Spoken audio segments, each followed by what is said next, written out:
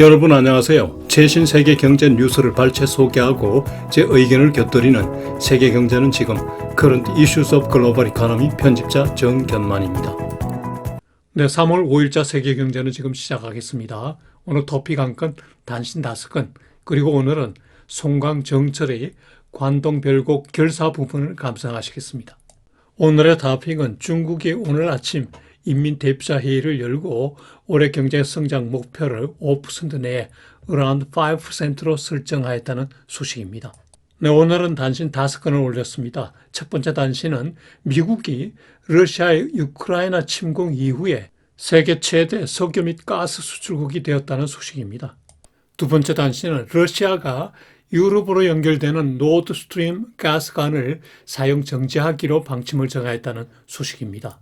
세 번째 단신은 영국민들 사이에 EU 탈퇴를 후회하는 브렉그레트가 확산 중이라는 소식입니다. 네 번째 단신은 세계 갑부로서 세계 최다액 기부 활동을 하고 있는 워렌 버핏이 65년째 같은 집에 거주하고 있다는 소식입니다. 다섯 번째 단신은 다음 주 미국 금융시장 주요 이슈 및 일정입니다. 네, 오늘의 토픽. China sets GDP target of around 5% for 2023. CNBC 뉴스 보시죠.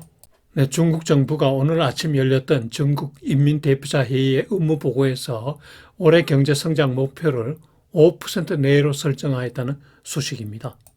5% 성장 목표는 전문가들의 예상 5 내지 5.5% 성장보다 소폭 하회한 건데요. 전문가들은 작년에 3% 성장에 그쳤기 때문에 그 기저효과로 조금 더 높은 성장률을 예상했던 겁니다. 참고로 중국은 매년 3월에 양회를 개최하는데요. 여기서 양회라 하면 전국인민대표회의하고 전국인민정치협상회의를 말합니다. 어제 그 인민정치협상회의가 개최되었고 오늘 이제 인민대표자회의가 개최된 겁니다. 다음 주 금요일까지 진행되죠. GDP에도 다른 주요 거시 지표도 설정 제시하였는데요. 소비자 물가는 3%를 제시하였고요. 실업률은 5.5%를 제시하였습니다. 대체로 현재와 유사한 수준입니다. 도시 근로자 일자리는 1,200만 개 창출을 제시하였는데요. 작년보다 100만 개 늘었습니다. GDP에 대한 재정 적자 비율은 3%를 제시하였습니다. 작년 2.8%보다 좀 높아졌으니까 올해 재정 적자를 조금 더 늘린다는 얘기죠. 다수 국가들의 재정 적자 비율이 10%를 넘나드는데 중국의 3%는 아주 양호한 것입니다. 한편 통화관리는 목표 설정 방식으로 신중하게 보완 추진하겠다고 하였는데요. 여기에 목표 설정 방식은 구체적으로 얘기를 하지 않았습니다. 올해도 경제정책 우선 과제를 제시하였는데요. 8대 우선 과제를 순서별로 보면은 첫째, 국내 소비 수요 진작입니다. 소비와 투자를 늘리겠다는 겁니다. 두 번째는 산업구조 개선, 세 번째는 비정부 소유 기업 지원 강화, 그리고 네 번째 외국인 투자 유인 강화, 금융 위험 제거, 곡물 생산 안정화, 환경 개선 지속 추진, 사회적 프로그램 개발의 순입니다. 대체로 자주 들어본 우선 과제죠. 부동산 대책도 발표했는데요. 최초 주택 구입 지원을 확대하고 도시 주구자 및 청년주택 문제를 해결하고 주요 주택업자의 위험 예방, 자산 부채 비율 개선을 지원한다고 하네요.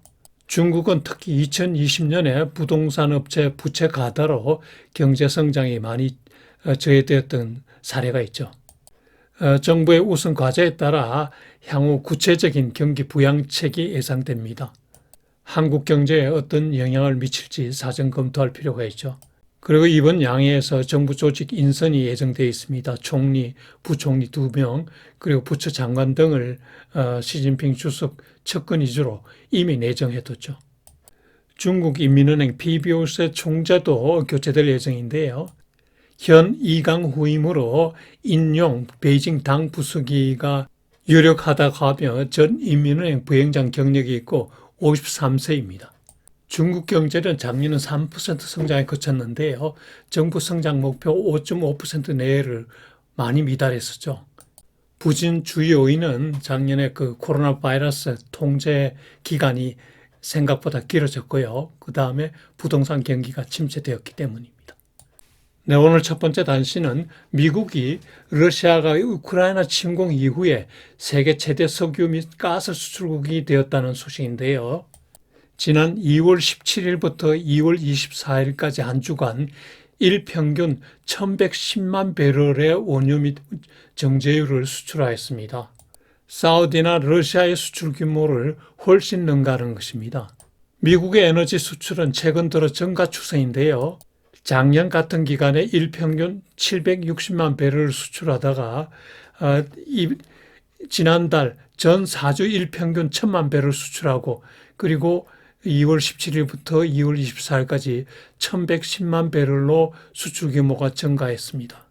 특히 LNG, 액화 천연가스 수출은 확고한 1위입니다. 원유는 최대 수출국 중에 하나이고요. 수출 대상지는 대부분 유럽 국가입니다. 유럽이 러시아산 대신에 미국산 에너지로 대체한 거죠. 미국은 종전에 주로 아시아 국가로 수출하던 LNG 등을 유럽으로 돌렸죠. 한편 러시아는 유럽에서 중국 및 인도 쪽으로 수출을 돌렸고요. 그야말로 세계 에너지 스플라이 체인의 리매핑입니다. 미국의 에너지 수출 증가 요인은 첫째로 유럽의 러시아산 원유 해상 수입 금지, 그리고 노르드 스트림 가스 파이프라인이 파손되었고 그리고 미국의 세일 오일 생산이 증가했기 때문입니다. 에너지 가격 추이를 보면 러시아 우크라이나 전쟁 발발 직후에 에너지가 많이 급등하였죠. 그러다가 현재는 오히려 전쟁 이전 수준을 하회하고 있습니다. 아래 왼쪽 그래프는 WTI 원유의 그 최근 1년 가격 추이입니다. 계속 떨어지고 있죠. 오른쪽 하단 그래프는 최근 1년간 천연가스 가격 추이입니다. 계속 떨어집니다. 지난주에는 일부 반등하였죠.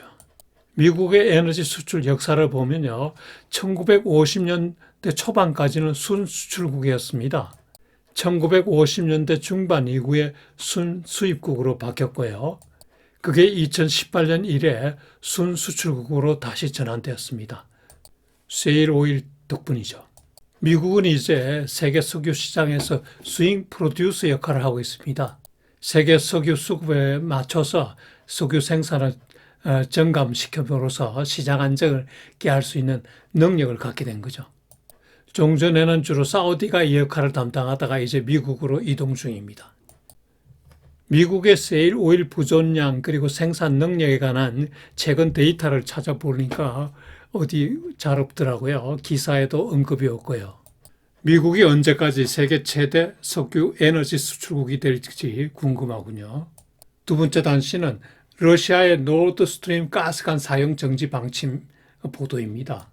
러시아의 게스프롬사는 노드 스트림 가스관 수수는 가능하나 가까운 미래에 불필요하기 때문에 현재 사용은 정지하되 봉인 코칭 등으로 보존 처리를 하겠다. 그래서 장래 사용에 대비한다 이렇게만 표현했군요. 석유의 제재로 유럽으로의 수출은 어렵고 그리고 벌써 중국과 인도로 수출 대상지를 바꿨죠. 여기서 노드 스트림 가스 파이프라인을 대략 살펴보면요. 러시아 국영 게스프롬사가 건설했고 노드 스트림 1과 2가 있는데 각각 두 개의 파이프라인을 갖고 있었죠. 볼틱 해저를 통과하고 있고요. 노드 스트림 R계의 주주는 대부분 독일계 그 북구라파 회사고요. 특히 노드 스트림 2는 2021년 9월에 최근에 완공되었죠. 이 파이프라인을 통해서 매년 1,100억 큐빅미터를 독일에 수출했다고 하네요. 독일 경제도 파이프라인을 통한 저가의 그 가스를 통해서 많은 도움을 받았죠. 우크라이나 전쟁 전에는 유럽 수의 40% 이상을 러시아산으로 충당하였다고 합니다. 그런데 작년 9월에 이 가스관에 의문의 폭파 사고가 났죠. 4개 가스관 중 3개가 폭파되었습니다. 독일, 덴마크 등에서 폭파 원인을 조사했으나 현재 결과 발표가 지연되고 있습니다. 러시아의 천연 가스 수출량은 전전에 비해서 반으로 줄었고요. 주로 중국과 인도에 수출하는데 새 파트너로서 터키와 협상 중이라고 합니다. 그리고 일부 동부 쪽으로 슬로바키아 가스관을 통해서 수출 중이라고 하네요. 누가 폭파하였나에 대해서는 러시아 측은 서방 측 소행이라고 주장했으나 근거를 제시 못하고 있고요. 독일, 덴마크 등이 그 합동 조사를 하고 있으나 결론이 나오지 않고 있습니다. 이 폭파로 미국이 세계 최대 에너지 수출국이 된 것과 관련해서 미국 책임 주장도 나왔죠. 세 번째 단신은 영국 내에 EU 탈퇴를 후회하는 브렉그레트가 확산 중이라는 소식입니다. 여기서 브렉그레트란 브렉시트 플러스 리그레트를 말합니다. 물론 브렉시트는 브리튼 플러스 엑시트 프롬 EU입니다. 영국은 2016년에 국민투표를 통해서 브렉시트를 결정했고 2019년 브렉시트를 강력히 주장하는 보수당이 압승함으로써 브렉시트를 강력 추진해가지고 2021년 1월 1일에 EU를 완전 탈퇴했었죠. 그런데 최근 여론조사 3개를 이렇게 보면 브렉시트를 후회하는 사람들이 많아지고 있다는 겁니다. 특히 지난 주말 유가브 폴 조사에서는 EU 탈퇴는 잘못이라는 사람이 53%에 달했습니다. 여전히 잘했다고 한 사람은 32%로 줄어들었습니다. 특히 당시 브렉시트 찬성자 중에 지금 후회하는 사람이 7%가 되고 이제 의문스럽다는 사람이 4%입니다. 그리고 지난 1월에 그 여론조사 결과 그리고 작년 말 여론조사 결과가 다 점차 브렉그레트가 증가하고 있음을 알 수 있습니다. 즉 과거 브렉시트 찬성자의 생각이 변화하고 있다는 거죠. 브렉시트를 잘한 일이지만은 정부가 대응을 잘못했다. 정부 실패라고 하는 주장이 있는가 하면은 브렉시트가 영국 경제에 부정적 영향을 줬다고 인정하는 추세입니다. 최근 여론조사에서 두드러지고 있다고 하네요. 사실 영국 경제 많이 악화되었죠. Cost of living, 생계비가 많이 높아졌죠. 연료비, 식품비가 많이 올랐습니다. 최근엔 채소 품귀 현상도 나오고요. 1월 중 소비자 물가는 전년 동기 대비 10.1%나 상승하였습니다. 작년 10월에 11.1%까지 찍었다가 좀 낮아진 게 그 모양입니다. 그리고 이코노미스트들은 향후 2년간 영국이 G20 국가 중 최악의 경제 성장을 나타낼 거라고 전망했습니다. 게다가 영국은 브렉시트의 후유증이 남아있죠. 다름 아니고 영국 내에서 노던 아일랜드, 북 아일랜드로 물품을 반입 시에 관세를 부과해야 된다는 문제입니다. 지난 주말에 수낙 수상이 EU 측과 이 관세 부과 절차를 간소화하고 완화하는 걸 추진하였죠. 그런데 참고로 영국 경제와 아일랜드 경제 지표를 비교해 보면요. 아일랜드 경제가 얼마나 좋아졌고 그리고 반면에 영국 경제가 얼마나 나빠졌는지를 확 비교되죠. 아일랜드의 그 1인당 GDP per capita가 88,967불인데 반해서 영국은 45,101불에 불과합니다. 거의 절반 수준이죠. 영국의 1인당 GDP는 2019년 이래 계속 감소 추세입니다. 은연중에 한국 경제와 일본 경제를 비교해 보고 싶은 생각이 나는군요. 격세지감이 들죠. 네 번째 단신은 버크셔 해스웨이의 CEO인 워렌 버핏, 올해 92살입니다만은 이분의 금약 생활에 대해서 한번 보죠. 버핏은 65년째 같은 집에 거주하고 있습니다. 네브라스카주의 오마하시에서 살고 있고요. 회사까지 5분 운전거리입니다. 1958년 31,500불에 구입했다는데 현재 120만 불, 우리 돈으로 15억 원입니다. 현 보유 재산이 약 140조 원인 사람이 15억 원 집에 살고 있다니 좀 그렇죠? 그는 더 호화로운 집으로 이사할 생각이 전혀 없다고 하네요.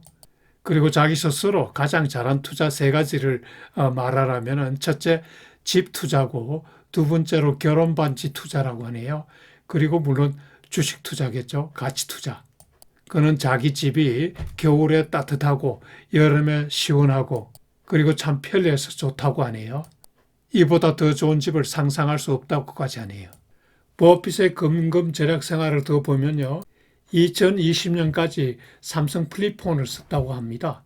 그리고 그 해에 이제 아이폰 11 모델로 변경해서 지금 쓰고 있고요. 아침 식사는 4달러 미만으로 해결합니다.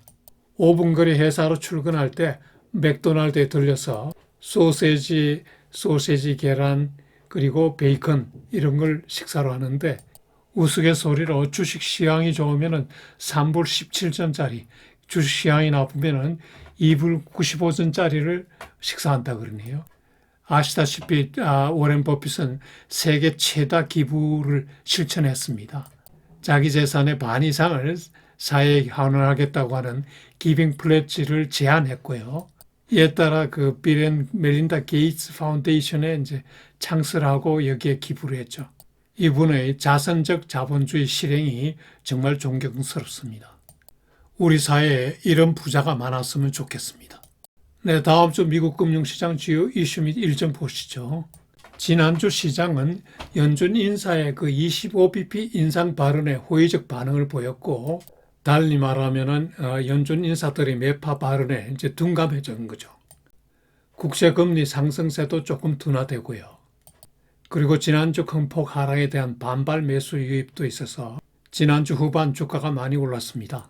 지난주 중 다우는 1.75%, S&P는 1.9%, 나스닥은 2.7%까지 올랐습니다. 국제 수익률은 지난주에는 좀 떨어졌습니다만 월 중으로는 계속 수익률 지속 상승 추세입니다. 10년물 국제 수익률이 3.96%까지 올랐고요. 2년물은 4.86%까지 올랐습니다. 10년물과 2년물의 금리 역전차도 심화되었습니다. 다음 주에는 경제 지표가 꽤 나오죠. 2월 잡스 리포트가 나오고요. 그리고 잡스 오프닝스도 나옵니다. 그리고 무역 수지도 발표되고요. 특히 지롬 파월 연준 의장의 의회 정언이 화요일, 수요일 있습니다. 통화정책 관련 발언이 어떻게 나올지 관심이죠. 2월 중 고용은 20만 명 증가로 예상되는데요. 1월 57만 3천 명 증가보다는 크게 떨어지지만 여전히 좋은 고용이고 실업률은 3.4%로 50년 내 최저가 이어집니다. 시간당 평균 임금은 전월의 4.4%보다 높은 4.7% 상승이 예상됩니다. 다음 주에도 금리 인상 매파 발언이 이어질 것으로 예상되고 이에 대해서 시장이 어떻게 반응할지가 궁금하군요. 네, 요일별 일정은 표를 참고하시기 바랍니다. 여러분 다음 한 주도 즐겁고 보람차게 지내시기 바라며 첨부한 송강 정철의 관동 별곡 결사 부분을 감상해 보시기 바랍니다.